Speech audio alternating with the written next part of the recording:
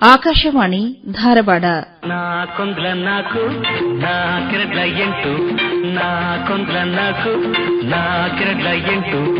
ಇಷ್ಟೇ ಲೆಕ್ಕದ ನಿಂತು ಅಷ್ಟೇ ಲೆಕ್ಕದ ನಂಟು. ಇಂದಿನ ಕಾರ್ಯಕ್ರಮದಲ್ಲಿ ಕೇಳಿ ಮಜಾ ಗಣಿತದ ಮಾಸ್ಟರ್ ಅಣ್ಣಿಗೇರಿಯ ಎಂಎಸ್ ಪೂಜಾರ್ ಅವರೊಂದಿಗೆ ಸಂದರ್ಶನ. ಸಂದರ್ಶಕರು ಶರಣಬಸವ ಚೋಳೀನ್. ಆತ್ಮೀಯ ಕೇಳುಗರೆ, ಇವತ್ತು ನಮ್ಮ ಜೀವನದೊಳಗೆ ನಾವು ಯಶಸ್ವಿಯಾಗಿ ಮುಂದುವರಿಬೇಕು ಅಂತಂದ್ರೆ ಗಣಿತ ಬೇಕಾಗ್ತದೆ. ಒಂದು ಕಾಲ ಇತ್ತು ಗಣಿತ ಕಬ್ಬಿಣದ ಕಡಲೆ ಅಂತಿದ್ವಿ ನಾವು, ಆದ್ರೆ ಅದು ಕಬ್ಬಿನ ರಸ ಅಂತ ಗೊತ್ತಿರಲಿಲ್ಲ. ಇವತ್ತು ಜೀವನದೊಳಗೆ ನಾವು ಏನಾದರೂ ಯಶಸ್ವಿ ಆಗ್ಬೇಕು, ಒಂದು ತಾರ್ಕಿಕ ಶಕ್ತಿಯನ್ನು ಪಡ್ಕೊಳ್ಬೇಕು, ಅದರ ಮೂರ್ತ ಸ್ವರೂಪ ಆಗಿ ಅಂದ್ರೆ ಮುಂದಿನ ಆಗುಹೋಗುಗಳನ್ನ ಗಮನಿಸಬೇಕು, ಅಂದ್ರೆ ಎಲ್ಲವನ್ನೂ ತೌಲನಿಕವಾಗಿ ನಾವು ಅಧ್ಯಯನ ಮಾಡಬೇಕು ಅಂತಂದ್ರೆ ಗಣಿತದ ಒಂದು ಸಹಕಾರ ಬೇಕಾಗ್ತದೆ. ನಾವು ಸಣ್ಣವರಿಂದ ಕಲಿಬೇಕಿದ್ರೆ ಮಗ್ಗಿಗಳನ್ನು ಕಲೀಲಿಕ್ಕೆ ಎಷ್ಟು ಹರಸಾಹಸ ಪಡ್ತಿದ್ವಿ. ಆದ್ರೆ ಮುಂದೆ ಅದು ಈಗ ಸಾಫ್ಟ್ವೇರ್ ತಂತ್ರಜ್ಞಾನ ಆಗಿದೆ, ಸಾಕಷ್ಟು ಇಂಜಿನಿಯರ್ಗಳಿದ್ದಾರೆ. ಇಡೀ ಜಗತ್ತಿನಾದ್ಯಂತ ನೋಡಿದ್ರೆ ಸಾಫ್ಟ್ವೇರ್ ಇಂಜಿನಿಯರ್ಸ್ ಬಹಳ ಯಶಸ್ವಿಯಾಗಿ ಜೀವನ ಮಾಡ್ತಾ ಇದ್ದಾರೆ. ಅದಕ್ಕೆ ಕಾರಣ ಗಣಿತ ಅವರು ಅಷ್ಟು ಅಪ್ಪಿಕೊಂಡಿದ್ದು. ಅಂದ್ರೆ ಕಂಪ್ಯೂಟರ್ ಬಂದ ಮೇಲೆ ಈ ಗಣಿತ ಇಲ್ಲದೇನೆ ಯಾರೂ ಒಂದು ಯಶಸ್ವಿಯಾಗಲಿಕ್ಕೆ ಸಾಧ್ಯ ಇಲ್ಲ. ಕಲೆ ಆಗಿರ್ಬೋದು, ವಾಣಿಜ್ಯ ಆಗಿರ್ಬೋದು, ವಿಜ್ಞಾನ ಆಗಿರ್ಬೋದು, ಎಲ್ಲ ವಿದ್ಯಾರ್ಥಿಗಳು ಯಶಸ್ವಿ ಆಗಬೇಕು ಅಂತಂದ್ರೆ ಗಣಿತ ಬೇಕು ಅನ್ನೋದನ್ನ ಜಗಜ್ಜಾಹೀರಾಗಿ ನಾವು ಒಪ್ಪಿಕೊಳ್ಬೇಕಾಗಿದೆ. ಅಂತಹ ಒಂದು ಸಂದರ್ಭದೊಳಗೆ ಇವತ್ತ ತಮ್ಮ ಜೀವಮಾನವನ್ನೇ ಗಣಿತಕ್ಕಾಗಿ ಮುಡುಪಾಗಿಟ್ಟಂತಹ ಮಜಾ ಗಣಿತದ ಮಾಸ್ಟರ್ ಅಣ್ಣಿಗೇರಿಯ ಎಂಎಸ್ ಪೂಜಾರ್ ಅವರು ನಮ್ಮ ಜೊತೆಗಿದ್ದಾರೆ. ಅವರನ್ನ ನಿಮ್ಮೆಲ್ಲರ ಪರವಾಗಿ ಸ್ವಾಗತ ಮಾಡ್ತಾ ಇದ್ದಾರೆ. ನಮಸ್ಕಾರ ಎಂಎಸ್ ಪೂಜಾರ್ ಅವರೇ. ಸ್ವಾಗತ, ಸುಸ್ವಾಗತ. ಪೂಜಾರ್ ಅವರ, ನೋಡ್ರಿ, ನೀವು ಗಣಿತವನ್ನ ಉಸಿರಾಡಿಸ್ತೀರಿ. ಈ ಒಂದು ಅದ್ಭುತ ಬದಲಾವಣೆ ಬರ್ಲಿಕ್ಕೆ ಕಾರಣ ಏನು? ನಾನು ಶಿಕ್ಷಕನಾದ ಮೇಲೆ ಗಣಿತವನ್ನ ನಾನು ಕಲಿತಿದ್ದನ್ನ ನೆನಪಿಸ್ಕೊಳ್ತಿದ್ದೆ. ಮಗ್ಗಿಗಳನ್ನು ಬರಲಿಲ್ಲದಾಗ ಶಿಕ್ಷಕರು ಬಡಿಗೆಯಿಂದ ಬಡಿಯುವುದಾಗ್ಲಿ, ಅನೇಕ ತೊಂದರೆಗಳನ್ನು ಕೂಡ ಮಕ್ಕಳಿಗೆ ಕೊಡುವುದನ್ನು ನೋಡಿದಾಗ ಎಷ್ಟೋ ಮಕ್ಕಳು ಆ ಮಗ್ಗಿಗೇನೆ ಹೆದರಿ ಎಷ್ಟೋ ಬಿಟ್ಟಿದ್ದನ್ನ ಉದಾಹರಣೆಗಳು ನನಗೆ ಗೊತ್ತಿದ್ದು. ಅದಕ್ಕೆ ನಾನು ಡಿಫರೆಂಟ್ ಆಗಿ ಬೋಧನೆಯಲ್ಲಿ ಏನಾದರೂ ಒಂದು ಹೊಸತನ ತರಬೇಕು, ಮಕ್ಕಳಿಗೆ ರಂಜನೀಯವಾಗಿ ಬೋಧಿಸಬೇಕಂತಕ್ಕಂಥದ್ದನ್ನ ಒಮ್ಮೆ ಶಿವರಾಮ್ ಕಾರಂತರ ಒಂದು ಹೇಳಿಕೆ ನನ್ನ ಗಮನ ಸೆಳೆಯಿತು.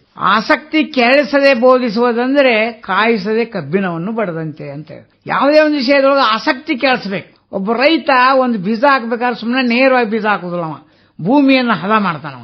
ಹದ ಮಾಡಿ ಆ ಬೀಜವನ್ನು ಹಾಕ್ತಾನ. ಹಂಗ ಮಕ್ಕಳ ಮನೋಭೂಮಿಕೆಯನ್ನ ಹದ ಮಾಡಿ ಎಂತ ಕಠಿಣವಾದ ವಿಷಯವನ್ನ ನಾವು ಅವಾಗ ಬೋಧಿಸಿದ್ರೆ ಅವ ಕಲಿತಾನ ಅಂತಕ್ಕಂಥ ತತ್ವದ ಹಿನ್ನೆಲೆಯೊಳಗೆ ನಾನು ಬೋಧನೆ ಮಾಡೋ ಒಂದು ಸಣ್ಣ ಪುಸ್ತಕ ಸಂಖ್ಯೋದ್ಯಾನ ಅಂತ, ಬರೀ 25 ಪೈಸೆ ಅದರ ಬೆಲೆ. ಅದು ನನ್ನ ಗಮನ ಸೆಳೆಯಿತು. ಅದನ್ನ ಪುಟ ತಿರುಗಿ ನೋಡಿದಾಗ ಗಣಿತದಲ್ಲಿ ಹೀಗೆಲ್ಲ ಐತೆ, ನಾವು ಕಲಿತಂತ ಪಠ್ಯ ಪುಸ್ತಕನ ಗಣಿತನೇ ಬೇರೆ, ಇದರೊಳಗೆ ಬೇರೆ ಬೇರೆ ಏನೇನೋ ಇದಲ್ಲ ಅಂತ ತಿಳ್ಕೊಂಡು ಆ ಗಣಿತದ ಬಗ್ಗೆ ನನಗೆ ಹುಚ್ಚಿಡಿದ ಮೇಲೆ ಅದನ್ನ ಆಸಕ್ತಿಯಾಗಿ ತೆಗೆದುಕೊಂಡು ಹಂಗ ಬರ್ಬರ್ತ ಸಂಗ್ರಹಣೆ, ಸಂಸ್ಕರಣೆ, ಸಂಶೋಧನೆ, ಈ 3 ರೀತಿಯೊಳಗೆ ನಾನು ಕೆಲಸ ಮಾಡಕ್ಕಂತೆ ಒಂದು ರಂಜನೀಯ ಗಣಿತದ ಲೋಕವನ್ನ ತೆರೆದಿಡ್ಲಿಕ್ಕೆ ನನಗೆ ಸಹಾಯ ಆಯ್ತು ಅಂತೇಳಿ ನಾನು ಭಾವಿಸಿದ್ದೇನೆ. ಎಂಎಸ್ ಪೂಜಾರ್ ಅವರೇ, ನಾವೆಲ್ಲ ಕಲಿಬೇಕಿದ್ರೆ ನಮಗೊಂದು ರೋಲ್ ಕಟ್ಟಿಗಿರ್ತಿತ್ತು. ಅವಾಗ್ಲು ಮಗ್ ಬರ್ಲಿಲ್ಲ ಅಂದ್ರೆ ಹೊಡೆತಾನೆ ಬೀಳ್ತಿದ್ದು. ಮಗ್ಗಿಯನ್ನ ಭಯಪಾಠ ಮಾಡೋದು ರೂಢಿ ಇತ್ತು. ನಿಮ್ ಕಡೆ ಅದು ಒಂದು ವಿಶೇಷ ಚಾಕಚಕ್ಯತೆ ಅದ. ಮಗ್ಗಿ ಯಾಕೆ ಭಯಪಾಠ ಮಾಡ್ತೀರಿ? ಭಯಪಾಠ ಮಾಡೋ ಅವಶ್ಯಕತೆ ಇಲ್ಲ. ಖಂಡಿತವಾಗಿ ಅದನ್ನ ತಿಳ್ಕೊಳಕ್ ಸಾಧ್ಯ ಆದ್ರೆ ಅದಕ್ಕೊಂದು ಸೂತ್ರಗಳನ್ನ, ನಿಯಮಗಳನ್ನ ಅರ್ಥ ಮಾಡ್ಕೊಂಡ್ರೆ ಖಂಡಿತವಾಗಿ ಮಗ್ಗಿ ಸರಳ ಬರ್ತಾವ ಅಂತ ಹೇಳಿ ನೀವು ಅದನ್ನ ಮಕ್ಕಳಿಗೆಲ್ಲ ಹೇಳ್ತಾ ಬಂದ್ರಿ. ಆ ಆರಂಭಿಕ ದಿನದೊಳಗ ನೀವು ಏನು ಆ ಕಷ್ಟದ ದಿನಗಳನ್ನ ಇದ್ವು ಮತ್ತೆ ಹೇಗೆ ಅದನ್ನ ಸರಳೀಕರಣ ಮಾಡ್ಲಿಕ್ಕೆ ನಿಮ್ಗೆ ಸಾಧ್ಯ ಆಯ್ತು? ಮೊದಲ ಹೆಚ್ಚಾನ ಎಲ್ಲರಿಗೂ ಗೊತ್ತಿದ್ದು 9 ಮಗ್ಗಿಯನ್ನು ಹೇಳಿದಾಗ ಅದರಲ್ಲಿ ಬರುವ ಉತ್ತರದಲ್ಲಿರುವ 2 ಅಂಕಿಯನ್ನು ಕೂಡಿಸಿದ ಮತ್ತೆ ಹೊಳ್ಳಿ 9 ಆಗುವುದು ಎಲ್ಲರಿಗೂ ಗಮನಿಸಕ್ಕೆ ಹೇಳ್ತಿದ್ದೆ. ಈ ಮನರಂಜನೆ ಐತಲ್ಲ, ಹಂಗಾರೆ ಮಗ್ಗಿಯೊಳಗೆ ಏನಾದರೂ ಆಟಗಳನ್ನ ಮಾಡಿ ದೃಢೀಕರಣ ಮಾಡಬಹುದು ಏನೋ ಮಗ್ಗಿಗೆ ಅಂತೇಳಿ ನಾನು ವಿಚಾರ ಮಾಡುವ ಹೊತ್ತಿನಾಗ ಹಲವಾರು ಅಲ್ಲೇ ಇಲ್ಲೇ ಹುಡುಕಿದಾಗ ಕೆಲವೊಂದು ಆಟಗಳು ಸಿಕ್ಕು. ನಂತರ ಬರ್ಬರ್ತಾ ಹಂಗಾರೆ ಈ ಮಗ್ಗಿಯನ್ನ ಎಲ್ಲಿವರೆಗೆ ಕಲಿಬೇಕು ಅನ್ನೋದು ಇಲ್ಲಿವರೆಗೂ ಯಾರಿಗೂ ನಿರ್ದಿಷ್ಟತೆ ಇಲ್ಲ. ಒಬ್ಬ ನಂಗೆ 40 ತನ ಬರ್ತಾವ, ನನ್ನ ಶಿಷ್ಯ ಒಬ್ಬ ಲಕ್ಷಗಟ್ಟಲೆ ಹೇಳ್ತಿದ್ದ. ಆದ್ರೆ ಇದನ್ನ ಎಲ್ಲಿ ಹಂಗಾರೆ ಏನ್ ಮಾಡ್ಬೇಕು ಅಂತಕ್ಕಂಥ ವಿಚಾರ ಮಾಡಿದಾಗ ಒಂದು ಸಂಖ್ಯೆಯನ್ನ 2 ಭಾಗ ಮಾಡಿ, ಒಂದು ಸಂಖ್ಯೆ ಬೇರೆ ಒಂದು ಅಂಕಿ ಬೇರೆ, 2 ಬೇರೆ ಬೇರೆ ಮಾಡಿ ಅವು 2ಗಳನ್ನ ಗುಣಾಕಾರ ಮಗ್ಗಿಯಿಂದ ಹೇಳಿ ಅವ್ನ 2 ಕೂಡಿಸಿದ್ರೆ ಸುಲಭ ಐತಲ್ಲ ಅಂತಕ್ಕಂಥ ತಲೆಯೊಳಗೆ ಒಮ್ಮೆ ಆಕಸ್ಮಿಕ ಬಂತು. ಅವಾಗ ನಾನು ಈಗ 15 ಆರ್ಲೆ 15 ಅಂತ ಭಯಪಟ್ಟು ಮಾಡೋ ಅವಶ್ಯಕತೆ ಇಲ್ಲ, 15 ಸೀಳಿಬಿಡು. ಸೀಳಿದಾಗ 10 ಈಚೆಗಡೆ 15ರೊಳಗೆ 10 ಐತಿ ಪ್ಲಸ್ 5 ಐತಿ, 10 5 ಕೂಡ 15 ಆಗೈತಿ. 10ರ ಮಗ್ಗಿ ಎಂತ ದಡ್ಡನಾದ್ರೂ ಹೇಳ್ತಾನ. ನಮ್ಮ ಕ್ಲಾಸ್ನೊಳಗೆ 40 ಹುಡುಗರಿದ್ರೆ 40 ಹುಡುಗರಿಗೆ ಬರುವ ಏಕೈಕ ಮಗ್ಗಿ ಅಂದ್ರೆ 10ರ ಮಗ್ಗಿ. ಆಮೇಲೆ ಈಗ 10ರ ತನ ರೂಢಿ ಮಾಡಿ ಆಟ ಮಾಡಾಕ ಸುಮಾರಾಗಿ ಜಗ್ಗ ಆಟಗಳಿದಾವ. 9ರ ತನ ಮಗ್ಗಿ ಮಾಡಾಕ ಅವುಗಳನ್ನ ಮಾಡಿದ ಮೇಲೆ ಈಗ 15 ಸೇರಿದ್ವಿ ನಾವು. ಹಂಗಾರೆ ಈ ಎಡಗೈನ ಮೇಲೆ 10ರ ಮಗ್ಗಿದು, ಬಲಗೈ ಬಿಡಿ ಮಗ್ಗಿ. ಇದನ್ನ ಇಟ್ಕೊಂಡು 10ರ ಮಗ್ಗಿನ ನಾವು 15 ಆರ್ಲೆ ಕೇಳಿ 15 ಆರ್ಲೆ ಅಂದ್ರೆ ಇದು 10ರ ಮಗ್ಗಿ ಆಗೈತಿ. 10 ಆರ್ಲೆ 10 ಆರ್ಲೆ 60 ಎಡಗೈ ಹಿಂಗ್ ಹಾಕೋಬೇಕು. ಇದು 15 ಆರ್ಲೆ ಇದಲ್ಲ 5 ಸೀಳೆ 5 ಆರ್ಲೆ 30 ಬಲಗೈಗೆ ಹಾಕೋಬೇಕು. ಈ ಎಡಗೈಯಾಗ 10 ಆರ್ಲೆ 60 ಐತಿ, ಇಲ್ಲಿ 30 ಐತಿ. ಇವು ಎರಡುಗಳನ್ನ ಕೂಡ್ಸಾಕ ಯಾರಿಗೆ ಬರ್ತೈತೆ 15 ಆರ್ಲೆ 90 ತಾನ ಬರ್ತೈತೆ ಅಂತಕ್ಕಂಥ ಒಂದು ಸಣ್ಣ ಒಂದು ಟ್ರಿಕ್ ತಂತ್ರವನ್ನು ಬಳಸಿಕೊಂಡು ರೂಢಿ ಮಾಡಿದ್ರೆ ಎಂಥವನಿಗೂ ಸಾಧ್ಯ ಐತೆ ಅಂತೇಳಿ ನಾನು ಮಾಡಿದ ಪ್ರಯೋಗ. 60% ವಿದ್ಯಾರ್ಥಿಗಳನ್ನ ಹಿಡ್ಕೊಂಡು ಇವತ್ತು ನಾಡಿನಾದ್ಯಂತ 40-50 ಸಾವಿರ ವಿದ್ಯಾರ್ಥಿಗಳು ನನ್ನ ವರ್ಕ್ಶಾಪ್ನಲ್ಲಿ ಕಲಿತು ಮಗ್ಗಿಗಳನ್ನು ಬಾಯ್ಪಾಟ್ ಮಾಡೋದು ಬಿಟ್ಟಿದ್ದಾರೆ.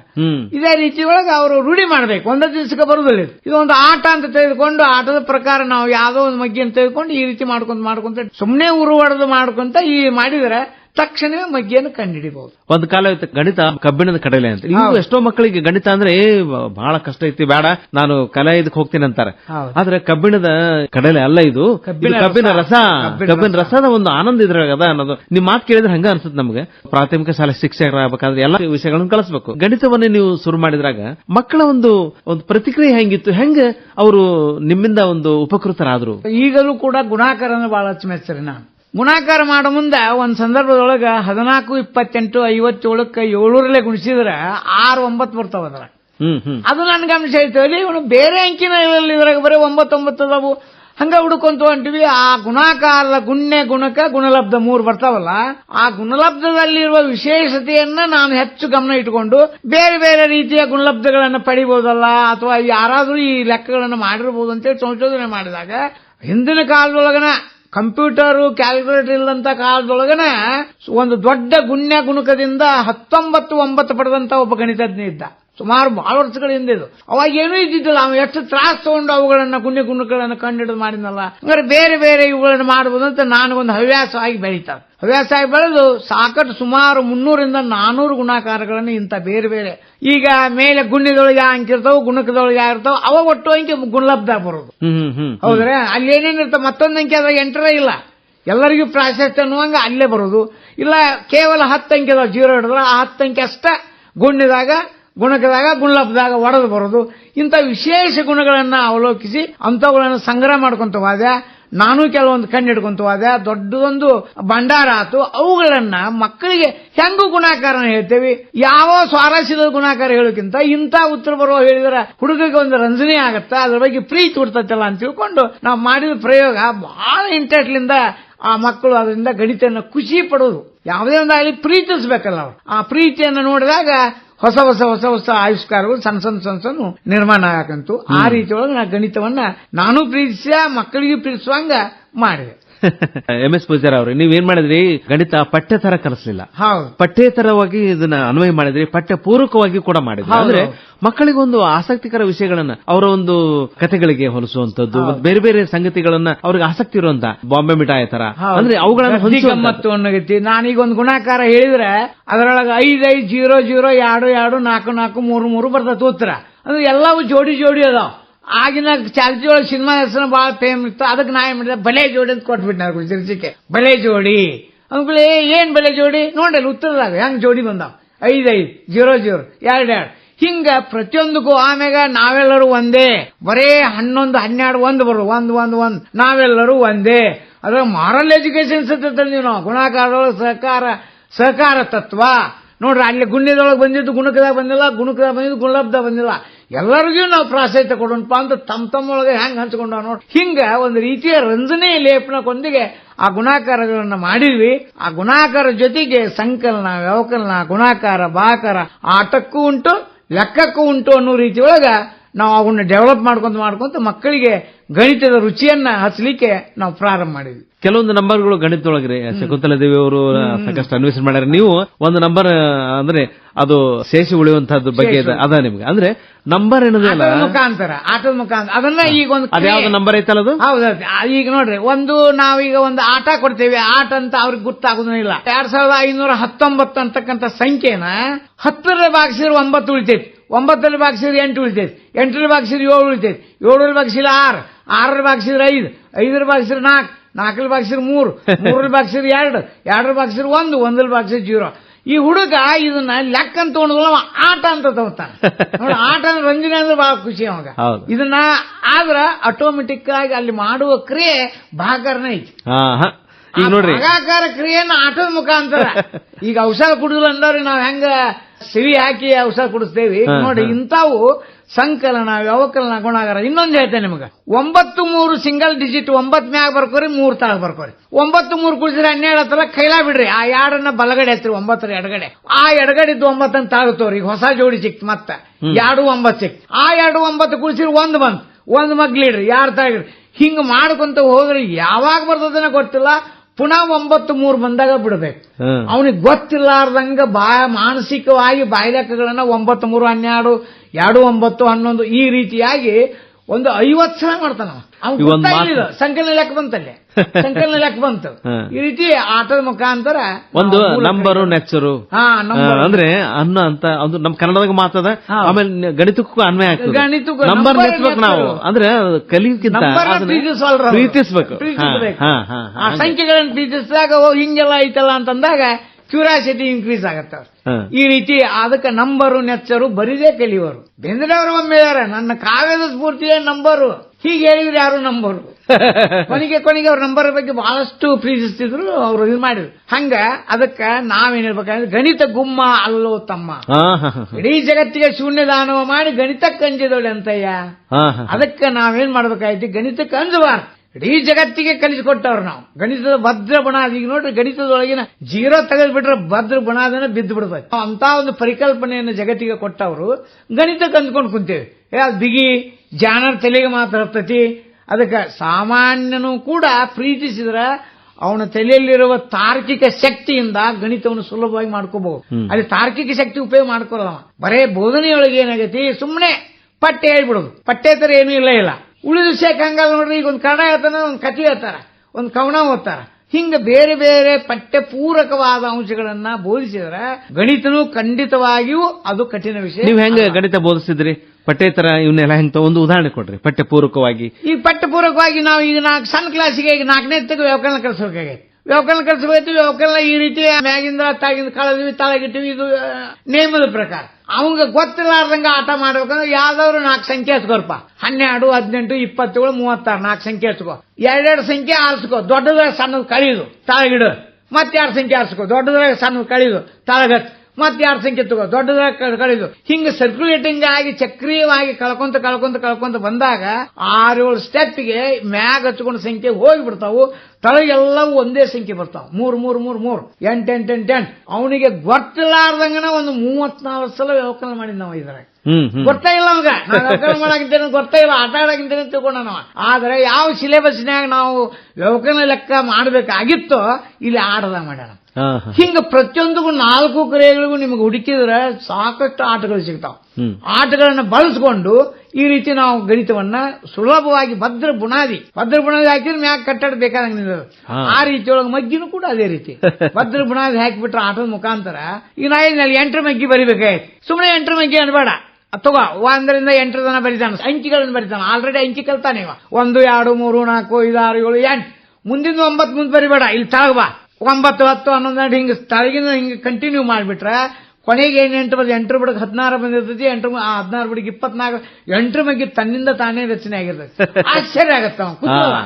ಕೂತಲ್ಲ ಹಂಗಾರೆ ಬ್ಯಾರೆ ಮಗ್ಗಿ ಬರ್ದು ನೋಡ್ತೇನೆ, ಬ್ಯಾರೆ ಮಗ್ಗಿ ಮಾಡಿ. ಈ ರೀತಿ ನಾವು ಡ್ರಿಲ್ ವರ್ಕ್ ಆಗಿ ಆಟದ ಮುಖಾಂತರ ಕಲಿಸಿದ್ರೆ ದೃಢೀಕರಣ ಆಗಿ ಸುಲಭವಾಗಿ ಗಣಿತನ ರಂಜನೆ ಐತಿ. ಇದೇನ್ ಕಠಿಣ ಅಲ್ಲ ಅಂತಕ್ಕಂಥ ದೃಢ.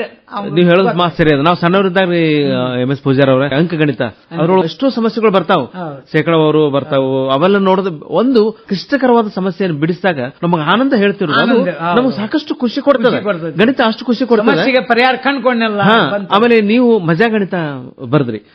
ಈ ಗುಬ್ಬಚ್ಚಿಗೂಡು ನಮ್ಮ ಶಂಕರ್ ಹರಗತಿ ಅವರ ಮ್ಯಾಗಝಿನ್ ಆಯ್ತು. ಸಾಕಷ್ಟು ಮ್ಯಾಗಝಿನ್ ಗಳಿಗೆ ನೀವು ಗಣಿತದ ಲೆಕ್ಕಾಚಾರಗಳನ್ನ ಕೊಟ್ಟಿದೆ ಅಂದ್ರೆ ಈ ಮಜಾ ಗಣಿತದ ಒಂದು ಮಜಾ ಏನು ಆ ನಿಮ್ಮ ಅನುಭವ?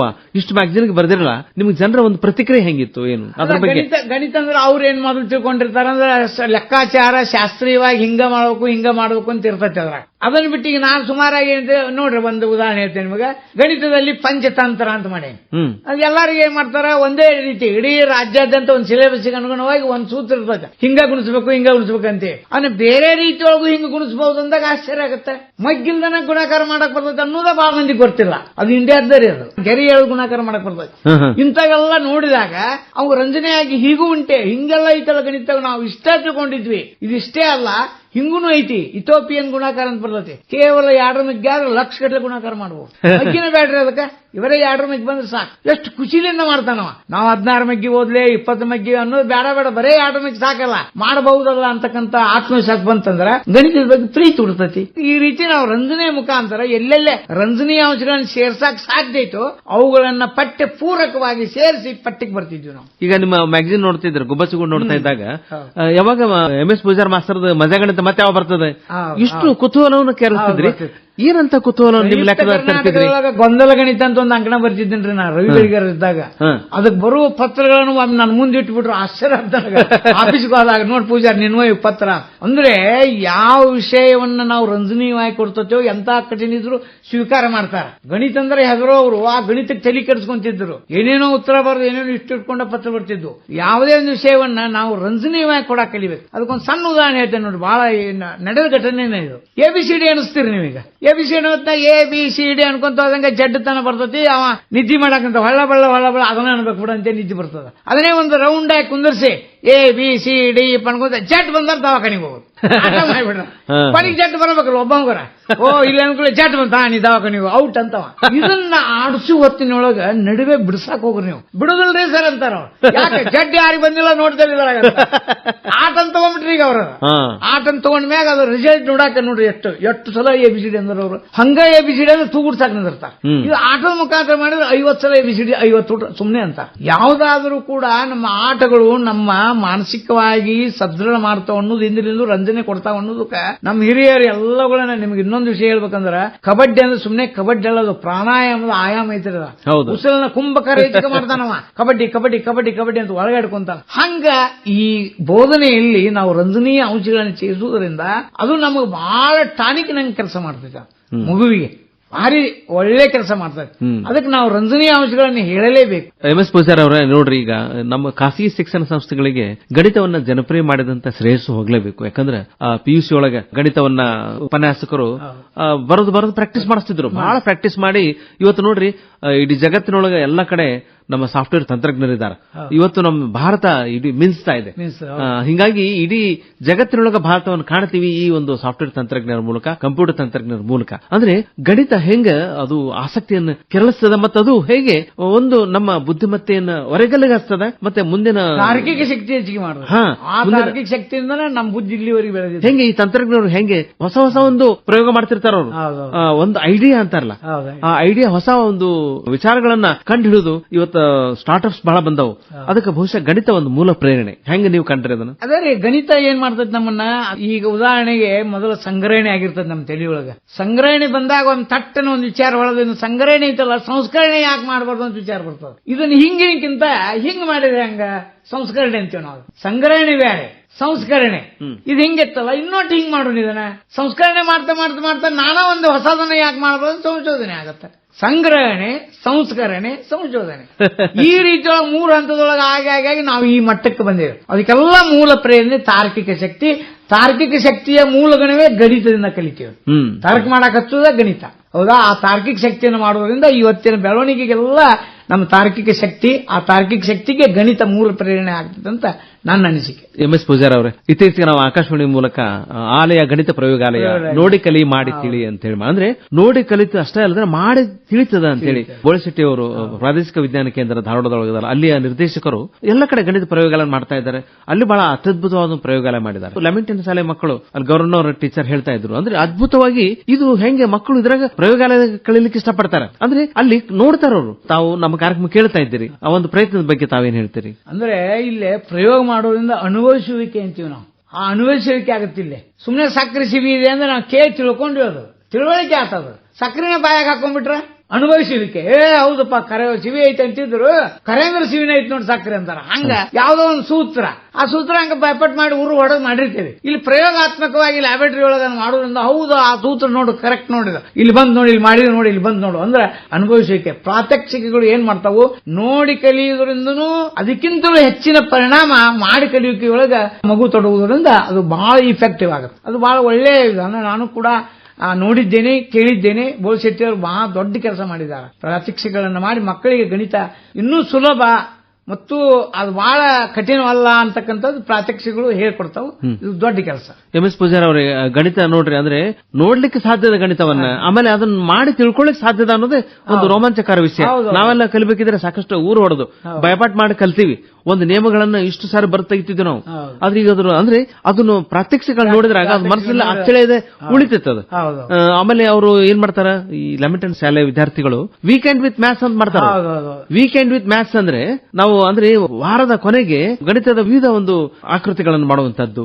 ಅಂದ್ರೆ ಬೇರೆ ಬೇರೆ ಥೇರಮ್, ಪೈಥಾಗೋರಸ್ ಥೇರಮ್ ತಗೊಳ್ರಿ, ಅದ್ರೊಳಗೆ A² + B² ಕೊಟ್ಟು C² ಐತಲ್ಲ, ಅದನ್ನ ಚಂದ ಅದನ್ನು ನೋಡ್ತಾರ ಅವರು, ನೋಡಿ ಮಾಡ್ತಾರಲ್ಲ. ಮಾಡಿದಾಗ ಅವ್ರಿಗೆ ಅನುಭವನೇ ಬೇರೆ, ಅಳತಿ ಮಾಡಿ ನೋಡ್ತಾರ, ಕರೆಕ್ಟ್ ಐತಲ್ಲ ಅಂತ ಹೇಳಿ. ಕರೆಕ್ಟ್ ಐತಲ್ಲ, ಅವ್ರು ಹೇಳಿದ ಸೂತ್ರ ಕರೆಕ್ಟ್ ಐತಲ್ಲ ಅಂತೇಳಿ ಅನುಭವಿಸ್ತಾರ. ತಾವೇ ಒಂದು ಹೊಸ ಹೊಸ ಪ್ರಾತ್ಯಕ್ಷಿಗಳನ್ನ ಅವರು ಅನ್ವೇಷಣೆ ಮಾಡ್ತಾರ, ಮತ್ತೆ ಪಾಲಕರನ್ನ ಕಾಡಿ ಬೇಡಿ ಮಾರ್ಕೆಟ್ ಹೋಗಿ ತಗೊಂಡ್ಬರ್ತಾರೆ, ಮಾಡಕ್ ಪ್ರಯತ್ನ ಮಾಡ್ತಾರೆ. ಅದು ಬಹಳ ನಿಜವಾಗಿ. ನೀವು ಕೂಡ ಆ ತರ ಕೆಲವೊಂದಿಷ್ಟು ವಿಚಾರಗಳನ್ನ ಮಾಡಿದ್ರಿ, ಮಕ್ಕಳಿಗೆ ಮನೆಗೆ ಹೋಗಿ ಕಾಡ್ಲಿಕ್ಕೆ ಹಚ್ಚಿರಿ. ಹೌದೌದು, ಒಂದೆರಡು ನೆನ್ಪು ಮಾಡ್ಕೊಂಡು ಹೇಳ್ರಲ್ಲ. ಈಗ ಗೋಲಿಗಳನ್ನ ಬಳಸ್ಕೊಂಡು ಮಗ್ಗಿ ಮಾಡೋದು ಕಲಿಸಿದ್ದೆ. ಅದಕ್ಕಿಂತ ಈಗ ಮೊನ್ನೆ ನಮ್ಮ ಮೊಮ್ಮಗನಿಗೆ ಒಂದು ಪ್ರಯೋಗ ಮಾಡಿದ್ವಿ. ಒಂದ್ 10 ರೂಪಾಯಿ ಕೊಟ್ಟು ಐಸ್ ಕಡ್ಡಿ ತಂದ್ವಿ. ಐಸ್ ಕಡ್ಡಿ ತಂದು ನೀನ್ ಇಂಗ್ಲಿಷ್ ಬರ್ತಾವಲ್ಲ ಸಂಖ್ಯೆಗಳನ್ನು ಬರೆಯಾಕಂದ್ವಿ. ಬರ್ತಾವು, ಹಂಗಾರೆ ಬರೀಪ 29 ಮಾಡಿದ್ರಲ್ಲೇ ಅಂದ್ವಿ. ಅವೇನ್ ಮಾಡಿದ, ಆ ಕಡ್ಡಿಗಳನ್ನ ಒಂದು ಉದ್ದಕ್ಕಿಟ್ಟ, ಮ್ಯಾಗ ಒಂದು ಅಡ್ಡಿಟ್ಟ ಟಿ, ಮುಂದೆ ಹಿಂಗ ಅಡ್ಡಿಟ್ಟು W ಮಾಡಿದ, ಮುಂದೆ E ಮಾಡಿದ, 29 ಅಂತ ಆ ಕಡ್ಡಿಗಳನ್ನು ಬಳಸ್ಕೊಂಡು ಮಾಡಿದ. ಇದ್ರಾಗ ಒಂದು ಮಜಾಗಟ್ಟ ತೋರಿಸ್ತೇನೆ ನೋಡಂದ್ ನಾನು. ಇದ್ರಾಗ ಏನು ಮಜಾ, ಇದು 29 ಸಂಖ್ಯೆ, ಇದ್ರಾಗ ಏನೈತಿ ಅಂತಂದ. ಇಲ್ಲ, ಈಗ 29 ಅಂದಲ್ಲ, ಇವು ಸ್ಟ್ರೋಕ್, ಅವು ಕಡ್ಡಿಗಳು ಎಟ್ಟದ ಎಣಿಸ್ಕೊಂತ ಹೋಗಂತ ಹೇಳಿ ಅವ ಒಂದು ಟೀದಾಗ ಆಡದವು, ಹಿಂಗೆಲ್ಲ ಎಣಿಸ್ಕೊಂತ ಹೋದ. ಆ ಒಟ್ಟು ಕಡ್ಡಿಗಳನ್ನ ಎಣಿಸಿದ 29 ಇದ್ದು. ಎಷ್ಟು ಖುಷಿ ಆಗ್ತದ, ಹೌದಲ್ಲ? 29 ಸಂಖ್ಯೆನೂ 29, ನಾ ಎಣಿಸಿದ್ದು 29. ಸತ್ಯ ಐತ, ಎಷ್ಟು ಮಜಾ ಅದ. ಹಿಂಗ ಪ್ರಾಯೋಗಿಕವಾಗಿ ಮಗುವಿನ ತೊಡಗುವುದರಿಂದ ಅವನಿಗೆ ಸಂತೋಷದ ಜೊತೆಗೆ ದೃಢೀಕರಣ ಆಗ್ತದ. ಮತ್ತು ಇಂಥ ದೊಡ್ಡ ದೊಡ್ಡ ಸೂತ್ರಗಳನ್ನಾಗ್ಲಿ ಯಾವುದಾಗ್ಲಿ ಅವನಿಗೆ ದೃಢೀಕರಣ ಆಗಿ ಮ್ಯಾಥ್ಸು ತಲೆಯೊಳಗೆ ಹೆಚ್ಚು ಮುದ್ರಿತ ಆಗುತ್ತೆ, ಪ್ರಿಂಟ್ ಆಗ್ತದ. ಅದು ನೆನಪಾರ್ಲಾರ್ದಂಗ ಅಲ್ಲೇ ಶೇಖರಣೆ ಆಗುತ್ತೆ. ಆ ಕೆಲಸ ಅಲ್ಲೇ ನಡೀತದೆ. ಆಲಯ ಗಣಿತ ಪ್ರಯೋಗಾಲಯ ನೋಡಿ ಕಲಿ ಮಾಡಿತೀರಿ. ಕರೆನ ಬೋಳಶೆಟ್ಟಿ ಅವರು ಈ ಕಾರ್ಯಕ್ರಮದೊಳಗೆ ಬಹಳ ಅದ್ಭುತವಾಗಿ ಭಾಗವಹಿಸ್ತಾರೆ. ನೀವು ನೋಡಿದ್ರೆ ಇಂಗ್ಲಿಷ್ ನೊಳಗೆ 29 TWENTY ಅದ್ರೊಳಗೆ 29 ಕಡ್ಡಿಗಳ ಬೇಕು. ಕಡ್ಡಿನ ಮತ್ತೆ ಯಾವ ಸಂಖ್ಯೆನೂ ಆಗುದಿಲ್ಲ. ಹಿಂಗ ಮತ್ತೆ ಯಾವ್ದು ಸಂಖ್ಯೆ ಬರೋದು ಮಾಡ್ತೇನೆ, ಯಾವ ಸಂಖ್ಯೆನೂ ಆಗುದಿಲ್ಲ. ಹಿಂಗ ನಾವು ಅವುಗಳನ್ನ ಮಾಡೋದ್ರಿಂದ ಏನಾಗುತ್ತಂದ್ರೆ ಕೈಯಿಂದ ಮೆದುಳಿಗೆ ಜ್ಞಾನ ಹರಿತೈತಿ ಮಾಡುವುದರಿಂದ. ಕೈಯಿಂದ ಮತ್ತೆ ಕಣ್ಣು ನೋಡ್ತೈತಿ, ಕಣ್ಣಿಂದ ಬಹಳ ಅದ್ಭುತ. ಜ್ಞಾನದೊಳಗ 10% ಸಂಗ್ರಹ ಮಾಡೋದು ಕಣ್ಣು ನೋಡ್ತೈತಿ, ಕೈ ಮಾಡ್ತೈತಿ, ಮನಸ್ಸನ್ನು ಒಪ್ಕೊಂತೈತಿ. ಇಲ್ಲಿ 3 ಕೆಲಸ ಮಾಡೋದ್ರಿಂದ ಅಚ್ಚೊತ್ತಿದಂಗ ಅಂತೇವಲ್ಲ ನಮ್ಮ ಪ್ರಾತ್ಯಕ್ಷಿಕನ ಶಿಕ್ಷಕ ಕೆಲಸ ಮಾಡುತ್ತೆ. ಅಚ್ಚು ಒತ್ತಿದಂಗಾಗಿ ನೆನಪಾರೋದಿಲ್ಲ. ಆ ಪ್ರಾತ್ಯಕ್ಷಿಕ ಮಾಡಿರ್ತಾರೆ, ಅದನ್ನ ನೋಡಿದ ಶಿಕ್ಷಣ ಉಳಿದು ಬಿಡ್ತೈತೆ. ಹಿಂಗಾಗಿ ಅವನಿಗೆ ಮೆಸ್ ದಡ್ಡೀಕರಣ ದೌಡಾಗ್ತದೆ. ಅದು ಒಂದು ಕಾರಣ. ನೋಡ್ರಿ MS ಪೂಜಾರ್ ಅವ್ರ, ನೀವು ಕೂಡ ಅದು ಬಹಳ ಇಷ್ಟಪಟ್ರಿ ಕಾರ್ಯಕ್ರಮ ಕೇಳಿದೆ. ಆಮೇಲೆ ಕೇಳಿದ್ದೀನಿ ಬಹಳ ಅದ್ಭುತವಾಗಿ, ಮತ್ತೆ ಅವಶ್ಯಕತೆ ಆಗಿರ್ತದೆ. ಅದು ನನಗೆ ತಿಳಿದ ಮಟ್ಟಿಗೆ ಎಲ್ಲದಕ್ಕೂ ಪ್ರಯೋಗಾಲಯ ಮಾಡಕ್ ಬರ್ತದ್ರಿ. ಇದೇ ರೀತಿ ಭಾಷಾತ್ಮಕ ಮಾಡಕ್ ನಾನು ಆ ಪ್ರಯತ್ನ ಮಾಡಕಂತೇನೆ. ಸುಮಾರು 150 ಚಟುವಟಿಕೆಗಳು ಮಾಡಕಂತೇನೆ ಭಾಷಾದಾಗ. ಇದು ಗಣಿತಾಗ ಅಷ್ಟೇ ಅಲ್ರಿ, ಯಾವ ವಿಷಯ ಆದ್ರೂ ಹಿಂಗ ಒಂದು ಪ್ರಯೋಗಾಲಯ ಮಾಡಿ ಅವುಗಳನ್ನ ಮಕ್ಕಳಿಗೆ ಮಾಡಿದ್ರೆ ಹೆಚ್ಚು ಇಫೆಕ್ಟಿವ್ ಆಗುತ್ತೆ. ಈಗ ಏನಾಗ್ಬಿಟ್ಟೆ, ಶಿಕ್ಷಣ ಬರೀ ಬೋಧಿಸುವುದಲ್ಲದು, ಅದನ್ನ ಹಿಂಗ್ ಪ್ರಾಕ್ಟಿಕಲ್ ಆಗಿ ಏನಾದ್ರೂ ಮಾಡಿಸ್ಬೇಕು. ಅಂದಾಗ ನೀವು ಹೇಳ್ದಂಗ ಮೆದುಳಿನೊಳಗೆ ಗಟ್ಟಿಯಾಗಿ ಉಳಿಬೇಕಾದ್ರೆ ಪ್ರಯೋಗಾಲಯಗಳು ಅವಶ್ಯಕತೆ ಐತಿ. ಪ್ರಯೋಗಗಳು ಬೇಕೇ ಬೇಕು. MS ಪೂಜಾರ್ ಅವ್ರ, ನೋಡ್ರಿ ನೀವು ತಮ್ಮ ಕಂಚಿನ ಕಂಠದೊಳಗ ಅರಳು ಹೊರದಂಗ ಮಾತಾಡ್ಲಿಕ್ಕತ್ತೀರ. ಗಣಿತ ನಿಮ್ಮ ಒಂದು ರಕ್ತದೊಳಗೆಲ್ಲ ಸೇರಿದೆ ನನಗ ಆಶ್ಚರ್ಯ. ಅಂದ್ರೆ ಅಷ್ಟು ನೀವು ಅದರಲ್ಲಿ ತನ್ಮಯರಾಗಿ. ಹುಡುಗ ಆಗಿದ್ರಿಂದ ಹಳ್ಳಿಯ ಗಣಿತದ ಜಾನಪದ ಜಾನ್ಮೇನ್ ಗಣಿತೊಳಗದ ಅದನ್ನು ಬಹಳ ಅನುಭವಿಸ್ತಿದ್ನ. ನಮ್ಮೂರಾಗ ಒಬ್ಬ ಮುದುಕಿದ್ದ, ಬಾ ಇಲ್ಲ ಸ್ವಾಮಿ ನೀನು ಬಾ ಶಾಣೆ ಅದಾನಂತಲ್ಪ, ನಾವು ನಮ್ಮಷ್ಟು ನಮ್ಮ ಅರ್ಧ ನಿಮ್ಗಿರ್ದ, ನೀನೊಬ್ಬ ಕುಡಿ 100 ಹಾಕೇವಿ.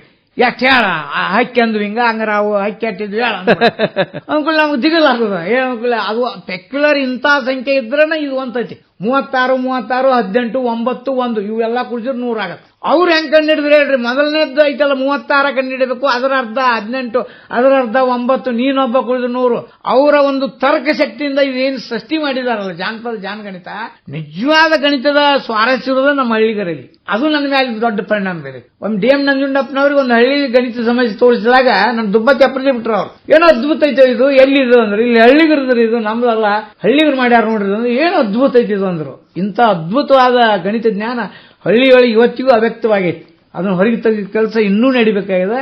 ಆವಾಗ ನಮ್ಮ ಗಣಿತದ ಬಗ್ಗೆ ಇನ್ನೂ ಭಾರತದ ಗಣಿತ ಎಷ್ಟು ಇದು ಅದ ಅನ್ನೋದು ನಮ್ಗೆ ಗೊತ್ತಾಗ್ತದೆ. ಶ್ರೇಷ್ಠ ಅರ್ಥಶಾಸ್ತ್ರಜ್ಞರು ಮತ್ತೆ ನಮ್ಮ ಕರ್ನಾಟಕ ವಿಶ್ವವಿದ್ಯಾಲಯದ ಕುಲಪತಿಗಳಾಗಿದ್ರು ಅವರು. ಹೌದೌದು ಆಗಿದ್ರು, ಬಹಳ ಅಪ್ರಿಶಿಯೇಟ್ ಮಾಡಿದ್ರು. MS ಪೂಜಾರ ಅವರ ನೋಡ್ರಿ, ಇಡೀ ಜಗತ್ತಿನೊಳಗ ಅಂದ್ರೆ ನೀವು ಸಾಕಷ್ಟು ಜನರ ಒಂದು ಲಕ್ಷ್ಯಕ್ಕೆ ಬಂದಿರಿ, ಬಹಳ ಮಂದಿ ಗುರುತಿಸ್ಯಾರ ನಿಮ್ಮನ್ನ. ಅಂದ್ರೆ ಈ ಮಜಾ ಗಣಿತದ ಮೂಲಕ ನೀವು ಇಷ್ಟು ಜನಪ್ರಿಯರಾಗಿರಿ. ಉತ್ತರ ಭಾರತದವ್ರು ನಿಮ್ಮನ್ನ ಭೇಟಿ ಆಗ್ಬೇಕು ಅಂತ ಅಂದ್ರು. ಆ ಒಂದು ಕತೆ ಹೇಳ್ರಲ್ಲ ಅದು. ಅಲ್ಲ, ಅದು ನಾನು ಒಂದೇನೋ ಒಂದು ಆರ್ಟಿಕಲ್ ಇಂಗ್ಲಿಷ್ನಾಗ ಓದ್ದೆ, ಸುಮ್ಮನೆ ಬರೀನಂತ ಒಂದು ಲೆಟರ್ ಬರ್ತೀನಿ ಅವರಿಗೆ. ಅವ್ರು ನನ್ನ ಆಸಕ್ತಿ ಕಂಡು ಪ್ರೈಮರಿ ಸ್ಕೂಲ್ ಟೀಚರ್ ಅಂತಾರ, ಎಷ್ಟು ಡೀಪ್ ಆಗಿ ಇಳಿದು ವಿಚಾರ ಮಾಡಕಂತ ಅಂತ ತಿಳ್ಕೊಂಡು ಯಾರು DR ಕಪ್ರೇಕರ್ ಅವರು ತಮ್ಮ ಬರೆದಂತ ಕೆಲವು ಸಂಶೋಧನೆಗಳನ್ನ ನನಗೆ ಪೋಟಿ ಕಳಿಸಿಬಿಟ್ರು. ಕಳ್ಸೋದಷ್ಟೇ ಅಲ್ಲ, ಹುಬ್ಬಳ್ಳಿಗೆ ನಾನು ಆಗಾಗ ಬರ್ತಿರ್ತೇನೆ, ನೀನ್ ಯಾವ ಹುಡುಗ, ನೀನು ಎಲ್ಲಿ ಅವ, ನಾನ್ ನಿಮ್ಮನ್ನ ಭೇಟಿ ಆಗಬಹುದೆಂದು ನನಗೊಂದು ಪತ್ರ ಬರೋದು. ಅದನ್ನ ನಾನು ದೊಡ್ಡ ಅವಾರ್ಡ್ ಇಟ್ಟಂಗಿಟ್ಟೇನೆ. ಅವ್ರು ಅಂತ ಪ್ರಸಿದ್ಧ ಗಣಿತಜ್ಞರೇ ನನಗೆ ಬರೋದು. ಅಂದ್ರೆ ಒಂದು ಖುಷಿ ಕೊಡ್ತಕ್ಕಂಥದ್ದು, ಒಂದು ನಾಲೆಜ್ ಒಂದು ಏನೋ ಇರ್ತದಲ್ಲ, ಮತ್ತೊಬ್ಬರ ಇದನ್ನ ಮೆಚ್ಕೊಂತಾರಂದ್ರೆ ಅದು ಖುಷಿ ಕೊಡ್ತಕ್ಕಂಥದ್ದು. ಅಂತ ಗಣಿತದೊಳಗೆ ಇಂತ ಅನೇಕ ಉದಾಹರಣೆಗಳು ಸಾಕಷ್ಟು ಆಗ್ಯಾವ. ನಾನು ಬಹಳ ಮಂದಿ ಕೂಡ ದೊಡ್ಡ ದೊಡ್ಡವ್ರು ಕೂಡ ಒಂದು ಆಟ ಆಡ್ತೇನೆ, ನೀ ನನ್ನ ಗೆಲ್ಲಲಾರೆ ಅಂತ ಗಣಿತದ ಆಟ ಆಡ್ತೇನೆ. ಯಾರನ್ನ ಸೋಲ್ಸ್ಬೇಕಾದ್ರೆ ನೀ ನನ್ನ ಗೆಲ್ಲಲಾರೆ. ಹೌದಾ? ನಿಮಗ ಆಶ್ಚರ್ಯ ಅಂತಂದ್ರೆ ದೊಡ್ಡ ದೊಡ್ಡ ವ್ಯಕ್ತಿ ಕೂಡ ಆಡೀನಿ. ಅದ್ ಹೆಂಗೈತಿ ಗುಟ್ ಅಂದ್ರ, ನೀವು 1000 ಸಲ ಆಡಿದ್ರು ನಾನು ಗೆದ್ದಿದ್ದು, ಅವ್ರು ಗೆಲ್ಲಕ್ ಸಾಧ್ಯನೇ ಇಲ್ಲ. ನಾವು ಟೈಟಲ್ ಏನಿಟ್ಟೇವಿ, ನೀ ನನ್ನ ಗೆಲ್ಲಲಾರೆ. ಹಿಂಗಾಗಿ ಏನ್ ನಂಬರ್ ಕೊಡ್ತೀರಣ್ಣ ಅವ್ರಿಗೆ? ಮೊದ್ಲು ಅಂತಿದ್ವಲ್ರಿ, ಒಂದ್ ನಂಬರ್ ಇಟ್ಕೋ, ಆಮೇಲೆ ಅದು ಬೇರೆ, ಆಮೇಲೆ ಕಡೆ ನಾನು ನಂಬರ್ ಹೇಳ್ತೀನಿ, ಅದು ಬೇರೆ. ಕೊನೆಗೆ 100 ಹೇಳುದು ಯಾರು ಹೇಳ್ತಾರ ಅವ್ರು ಗೆದ್ದಂಗ. 10 1ರಿಂದ 10 ಒಂದು ಸಂಖ್ಯೆ ಹೇಳ್ಬೇಕು. ಅವ್ರು ಹೇಳಿದಂತ ಅದಕ್ಕೆ ಆಗ್ಲಿಂದ 10 ಕೂಡಿಸಿ ಅವ ಹೇಳ್ತಾನ, ಅವನ್ ಹೇಳ್ಕೊಂಡ ಕೊನೆಗೆ 100 ನಾನೇ ಹೇಳುದು, ಸಲ ಆದ್ರೂ ನಾನು ಹೇಳುದು. ಅದಕ್ಕೆ ನೀ ನನ್ನ ಗೆಲ್ಲಾರ, ಸಿನಿಮಾದ ಹೆಸರು ನೀ ನನ್ನ ಗೆಲ್ಲಲಾರೆ ಅಂತ ಇಟ್ಬಿಟ್ಟು ಅದು ದೊಡ್ಡ ದೊಡ್ಡ ವ್ಯಕ್ತಿ ಕೂಡ ಆಡಿದೆ. ನಾವು ನಿಮ್ಗೆ ಹೇಳಿದ್ರೆ ನನ್ನ ನಗಿ ಬರ್ಬೋದು. ರಾಜ್ಯದ ಮುಖ್ಯಮಂತ್ರಿ ರಾಮಕೃಷ್ಣ ಹೆಗಡೆ ಅವ್ರು ನಾನು ಕೂಡ ಆಡ್ಯಾರ. ಗಣಿತ ಪ್ರದರ್ಶನ ಉದ್ಘಾಟನೆಗೆ ಬಂದಿದ್ರು, ನೋಡೋನ್ ತಿಳಿ ಅಂತ ಆಟ ಆಡಿಸಿದ್ರು. 3-4 ಸಲ ಆಡಿದ್ರು ಅವ್ರು. ಕೊನೆಗೆ ಏನೋ ಮಾಡಿ ಇದ್ರಾಗ ಜಾದು ಅಂತಾರೆ. ಅಂದ್ರೆ ಗಣಿತ ಎಂತವ್ರನ್ನಾದ್ರೂ ಆಕರ್ಷಣೆ ಮಾಡ್ತದೆ ಅನ್ನೋದಕ್ಕೆ ಇದೇ ಸಾಕ್ಷಿ. MS ಪೂಜಾರ ಅವರೇ, ನಿಮ್ಮ ಒಂದು ಗಣಿತದ ಒಂದು ಅನುಭವ ಅದಲ್ಲ, ಬಹಳ ದೀರ್ಘವಾದಂತದ್ದು. 5-6 ದಶಕಗಳ ಅನುಭವದ ತಮಗೆ. ತಮ್ಮ ವಿದ್ಯಾರ್ಥಿಗಳು ಸಾಫ್ಟ್ವೇರ್ ತಂತ್ರಜ್ಞರಾಗಿ ವಿದೇಶಗಳಲ್ಲಿದ್ದಾರೆ, ಬ್ಯಾಂಕ್ನೊಳಗಿದ್ದಾರೆ, IAS KAS ಎಲ್ಲ ಮಾಡ್ಯಾರ. ಅಂದ್ರೆ ನೋಡ್ರಿ, ಈಗ IAS KAS ಪರೀಕ್ಷೆ ಇರ್ಬೋದು, ಸ್ಪರ್ಧಾತ್ಮಕ ಪರೀಕ್ಷೆ ಒಳಗೆ, ಬ್ಯಾಂಕ್ ಪರೀಕ್ಷೆ ಒಳಗೆ ಕ್ವಾಂಟಿಟೇಟಿವ್ ಆಪ್ಟಿಟ್ಯೂಡ್ ಅಂತ ಬರ್ತದೆ, ಮ್ಯಾಥಮೆಟಿಕಲ್ ಟೆಸ್ಟ್ ಆಫ್ ರೀಸನಿಂಗ್ ಮಾಡ್ತಾರ ಅವರು. ಯಾಕಂದ್ರೆ ಮುಂದಿನ ಭವಿಷ್ಯವನ್ನು ಕಾಣ್ಲಿಕ್ಕೆ ಈ ಗಣಿತದ ಜ್ಞಾನ ಬೇಕು ಅಂತ ಹೇಳಿ. ತಾವು ಅತ್ಯಂತ ನೆಚ್ಚಿನ ಒಂದು ವಿದ್ಯಾರ್ಥಿ. ಇದೆಲ್ಲ ಹೆಂಗ ಮಕ್ಕಳಿಗೆ ಸಹಾಯ ಆಗ್ಯದ? ಇದ್ರೊಳಗೆ ನಾನು ಅವ್ರಿಗೆ ಮಾಡೋ ಸಮಯದ ಇದು ಬಾಳ ಇರ್ತೈತಿ. ಸಮಯ ಬಹಳ ಇಂಪಾರ್ಟೆಂಟ್. ಕಡಿಮೆ ಸಮಯದೊಳಗೆ ಎತ್ತು ಬಿಡಿಸಬೇಕಾಗಿರ್ತೈತಿ. ಅವಾಗ ಅವರು ಆ ಮಾಡಿದ್ದನ್ನ ಮತ್ತೆ ಹೊಳ್ಳಿ ನೋಡಕೊಂತ ಹೊಂಟ್ರ ಅಲ್ಲಿ ಟೈಮ್ ಹೋಗ್ಬಿಡ್ತೈತಿ. ಅಂತ ಡಿಜಿಟಲ್ ರೂಟ್ ಅನ್ನೋ ಒಂದು ವಿಧಾನ, ಮಾಡಿದ್ದನ್ನು ಸರಿ ಐತಿಲ್ಲ ಅಂತ ಸೆಲ್ಫಿ ಚೆಕಿಂಗ್ ಅಂತೀವಿ ನಾವು, ತನಗೆ ತಾನ ಚೆಕ್ ಮಾಡ್ಕೊಂಡ್ಬಿಡೋದು. ಆ ರೀತಿಯೊಳಗ ಇನ್ನೊಂದು ತಾರ್ಕಿಕ ಶಕ್ತಿಯನ್ನು ಬೆಳೆಸ್ಬೇಕು ನಾವು. ಮಗುವಿನೊಳಗೆ ತರ್ಕ ಮಾಡ್ಬೇಕದ, ಮಾಡೋ ಮುಂದನ ತರ್ಕ ಮಾಡಿ ಹಿಂಗ್ ಮಾಡಿದ್ರೆ ಹಿಂಗಂತ ಒಂದು ತರ್ಕ ಶಕ್ತಿಯನ್ನು ಬೆಳೆಸ್ಕೊಂಡ್ರೆ ಅದು ಎಲ್ಲರಿಗೂ ಸಾಧ್ಯ ಆಗುತ್ತೆ. ಆ ರೀತಿಯೊಳಗ ಅವ್ರನ್ನ ತಯಾರು ಮಾಡ್ಲಿಕ್ಕೆ ಅನೇಕ ಯೋಜನೆಗಳು, ಸಂಖ್ಯೆಗಳನ್ನ ಇಡಬೇಕಾದಂತ ಪ್ರಸಂಗಗಳು ಬರ್ತಾವೆ. ಅವನು ಗಿಮಿಕ್ ಮಾಡೋದು ಏನೋ ಒಂದು ಸಂಖ್ಯೆಗಳನ್ನ. ಉದಾಹರಣೆ, ನಮ್ಮ ಚಂದ್ರಲೋಕದ ಮೇಲೆ ಕಾಲಿಟ್ಟವ ನೀಲ್ ಆರ್ಮ್ಸ್ಟ್ರಾಂಗ್ ಎಷ್ಟನೇ ಅಪೋಲೋದು ಎಷ್ಟನೇ ಗಗನೆ ಹಾಕಿದವು ನಂಬರ್ 1 2 3 ಅದನ್ನ ನೆನ್ಪು ಮಾಡ್ಕೊಂತ ಟೈಮ್ ಆಗುತ್ತಾ. ಅವನ್ನೆಲ್ಲ ಸುಲಭವಾಗಿ 11ನೇದ್ದು. ಯಾಕಂದ್ರೆ ಅಪೋಲೋ ನೆನ್ಪಿಡುದು, ಆ ಅಪೋಲೋದೊಳಗೆ 2 ಎಲ್ಲದಾವ್, ಹಿಂಗೆ 2 ಎಲ್ಲದಾವ್. ಆ 2 ಎಲ್ಲ 11 ತೋರಿಸ್ತದೆ ಮುಖ್ಯವಾಗಿ. 11 ಒಮ್ಮೆ ನೆನಪಿಟ್ಬಿಟ್ರೆ ಹೊಳ್ಳಿ ನೆನಪು ಮಾಡೋ ಅವಶ್ಯಕತೆ ಇಲ್ಲ. ಪಂಚವಾರ್ಷಿಕ ಯೋಜನೆ 8 ವರ್ಷಕ್ಕೊಮ್ಮೆ ಆಗುತ್ತೆ. ಎಷ್ಟನೇ ಇಸ್ವಿಯಾಗ ಚಲೋ ಆತು? 1951. ನಾ ಏನ್ ಮಾಡೀನಿ, 51ರೊಳಗನ ಉತ್ತರ ಐತಿ. 5 1 5 ವರ್ಷಕ್ಕೆ ಒಮ್ಮೆ 5 ಅಂತ ತೋರ್ತತಿ, ಇದು ಒಮ್ಮೆ ಅಂತ ತೋರ್ತತಿ. 51 ನೆನಪಾಡ್ಲಿಕ್ಕೆ ಸಾಧ್ಯನೇ ಇಲ್ಲ. ಈಗ MLA ರೇಟ್ ಅದರ ಕರ್ನಾಟಕದಾಗ 224. ಹೆಂಗ 2 4 MP ರೇಟ್ ಅದ್ರ 543 5 4 3 ಇಳಿಕೆ ಕ್ರಮದೊಳಗದಾರ. ತಿಮಿಂಗಲ ಬಾಯಲ್ಲಿ ಹಲ್ಲುಗಳ 842. ನಾನ್ ನೋಡ್ರಿ, ನಾ ಯಾವಾಗ ಕರಿತೇನೆ ಇದನ್ನ 40 ವರ್ಷದಿಂದ ಓದಿದ್ದ ಒಂದು ಪತ್ರಿಕೆ ಒಳಗ, ಇವತ್ತು ನೆನಪಾರಿಲ್ಲ. ಯಾಕಂದ್ರೆ ಅದಕ್ಕೊಂದೇನೋ ಟ್ರಿಕ್. 8 4 2 ಅದಾವಲ್ಲ, 8ರ ಅರ್ಧ 4 4ರ ಅರ್ಧ 2 ಹಿಂಗ ಪ್ರತಿಯೊಂದನ್ನು ಕೂಡ ಒಂದೇನೋ ಒಂದು ತಾಂತ್ರಿಕವಾಗಿ ಪಂಚತಂತ್ರ ಅದಕ್ಕೆ ಅಳವಡಿಸಿಕೊಂಡು ನಾವು ಇಟ್ಕೊಂಡ್ಬಿಟ್ರೆ ಇವುಗಳನ್ನ ದೊಡ್ಡ ದೊಡ್ಡ ಪರೀಕ್ಷೆಗಳಲ್ಲಿ ಬಹಳ ಸಹಾಯ ಮಾಡ್ತವೆ. ಈ ರೀತಿ ಒಳಗ ಮಗುವಿನವೇ ತುಂಬಿದಾಗ ನನಗ ಆಶ್ಚರ್ಯ ಆತ. ಒಬ್ಬ KS IAS ಪರೀಕ್ಷೆ ಆದವ ಒಬ್ಬ ಹೇಳಿದ, ನಿಮ್ಮ ಸಣ್ಣ ಹುಡುಗಿದ್ದ ನಿಮ್ಗೆ ಇಂಥವೆಲ್ಲ ನಾ ಮಾಡ್ತಿದ್ದೇನ್ರಿ, ಮಜಗಟನ ನೋಡ್ತಿದ್ದೆ, ಅದನ್ನ ರೂಢಿ ಮಾಡ್ಕೊಂಡು ಓದುದು ಹೆಂಗ ನಾವು ಕಲಿತೆ ಅಂತ ಭಾಷಣ ಹೇಳಿದ ನನ್ಗೆ ಬಹಳ ಖುಷಿ ಆಯ್ತು. ಹಾ ಇದೆಲ್ಲ ಹೆಂಗ ಸಾಧ್ಯನ ಅಂತೇಳಿ ನನಗೆ ಖರೆ ಬಹಳ ಅದು. ಖುಷಿ ಆಯ್ತು. ತಾರ್ಕಿಕ ಶಕ್ತಿಯ ಮೂರ್ತ ರೂಪ ಹೌದು. ಗಣಿತದೊಳಗೆ ಆಗ್ತದಲ್ಲ, ಹೌದು. ಅದು ನಮ್ಮ ಜೀವನದೊಳಗೆ ಆಗ್ತದೆ. ಜೀವನದೊಳಗೂ ಹೀಗಾಗಿ ಗಣಿತದ ಸಂಪರ್ಕ, ಆ ಸಾಮೀಪ್ಯ ನಮ್ಗೆ ಬೇಕು. ನೋಡ್ರಿ, ನೀವು MS ಪೂಜಾರ್ ಅವರ ಗಣಿತವನ್ನು ಉಸಿರಾಡಿಸ್ತವ್ರು, ಗಣಿತವನ್ನ ಆನಂದಿಸ್ತವ್ರು. ಇವತ್ತು ನೋಡ್ರಿ 75ರ ಇಳಿ ವಯಸ್ಸಿನೊಳಗೂ ಕೂಡ ನೀವು ಹಂಗದ ಹುಡುಗನಂಗ್ ಮಾತಾಡ್ಲಿಕ್ಕೆ ನಿಮ್ ಮಾತು ಕೇಳ್ತಾ ಇದ್ರೆ ಎಂತ ಧ್ವನಿ ನಿಮ್ದು. ಆಸಕ್ತಿ, ಖರೇನ ಆಸಕ್ತಿ. ಆಸಕ್ತಿ ಹಂಗದ. ಅಂದ್ರೆ ಮನಸ್ಸಲ್ಲಿ ಆಸಕ್ತಿ ವಿಪರೀತ ಆದಾಗ ಒಂದು ಶಕ್ತಿ ಬರ್ತದಂತ. ಅದು ಅದಕ್ಕೆ ನೀವೇ ಉದಾಹರಣೆ. ಇಲ್ಲಿ ತನಕ ಮಜಾ ಗಣಿತದ ಮಾಸ್ಟರ್ MS ಪೂಜಾರ್ ಅವ್ರ ಜೊತೆಗೆ ಗಣಿತದ ಲೋಕದೊಳಗೆ ಹೋಗಿ ಬಂದ್ವಿ ನಾವು. ಬಹಳ ಖುಷಿ ಆಯ್ತು. ಅಂದ್ರೆ ಇದ್ರ ಮೂಲಕ ನಮ್ಮ ಜನ ಗಣಿತದ ಬಗ್ಗೆ ಒಂದು ಆಸಕ್ತಿಯನ್ನು ಬೆಳೆಸ್ಕೊಳ್ಳಿ. ಗಣಿತದಿಂದ ನಮ್ಮ ಜೀವನ ಉದ್ಧಾರ ಆಗ್ತದೆ. ಗಣಿತದ ಒಂದು ಜಾಣ್ಮೆ ನಾವು ಕಲಿತ್ರೆ ಜೀವನದೊಳಗೆ ಗಣಿತ ಬಿಟ್ಟರೆ ಜೀವನನೇ ಇಲ್ಲ. ಎಲ್ಲದಕ್ಕೂ ಗಣಿತ ಬೇಕು. ಹಂಗಾಗ್ಲಿ ಅಂತ ಹಾರೈಸ್ತಾ ಇಲ್ಲಿ ತನಕ ಬಂದು ಆಕಾಶವಾಣಿಯಲ್ಲಿ ನಮ್ಮ ಜೊತೆಗೆ ಮಾತಾಡಿದಿರಿ. ನಮ್ಮೆಲ್ಲ ಆತ್ಮೀಯ ಕೇಳುಗರ ಪರವಾಗಿ ನಿಮಗೆ ಹೃತ್ಪೂರ್ವಕ ಅಭಿನಂದನೆಗಳು, ಧನ್ಯವಾದಗಳು. MS ಪೂಜಾರ್ ಅವರೇ, ನಮಸ್ಕಾರ. ನಮಸ್ಕಾರ. ಎಣಿಸದ ಗುಣಿಸದ ಆ ಲೆಕ್ಕ, ಎಣಿಸೋ ಗುಣಿಸೋ ಈ ಲೆಕ್ಕ, ಎಣಿಸದ ಗುಣಿಸದ ಆ ಲೆಕ್ಕ, ಎಣಿಸೋ ಗುಣಿಸೋ ಈ ಲೆಕ್ಕ, ಯಾರಿಗೆ ಬೇಕು ಈ ಲೆಕ್ಕ, ಯಾರಿಗೆ ಬೇಕು ಈ ಲೆಕ್ಕ. ಇದುವರೆಗೆ ಮಜಾ ಗಣಿತದ ಮಾಸ್ತರ್ ಅಣ್ಣಿಗೇರಿಯ MS ಪೂಜಾರ್ ಅವರೊಂದಿಗೆ ಸಂದರ್ಶನ ಕೇಳಿದಿರಿ. ಸಂದರ್ಶನವನ್ನು ನಡೆಸಿಕೊಟ್ಟವರು ಶರಣಬಸವ ಚೋಳೀನ್. ಸಂಕಲನ ಸುಮಾ ಸುರೇಶ್.